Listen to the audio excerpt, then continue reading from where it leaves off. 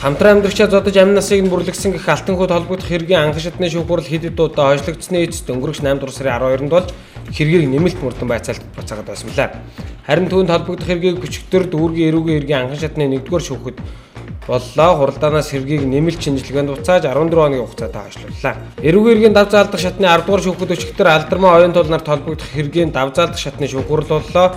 Шүүхээс алдармаагийн хэргийг хянаж үзээд гэмтлийн зэрэг тодорхойлох явцад ойлгомжгүй зүйл байна гэж үзээд дүүргийн эрүүгийн хэргийн анхан шатны 2-р шүүхэд буцаалаа. Харин алдармааг цагдан хорих оюун тулыг батлан даалтад байлгахыг хэвээрүүлдэг. Улсын хурлын дарга Зандаг хүүгийн энх болтод Монгол Улсын ерөнхий сайдаар сайхан бэлгийг томилох санал оруулах тухай саналыг Монгол Улсын ерөнхийлөгчийн хамгийн газрын дэд дарга нэргүй өчигдөр мөргөн барьлаа.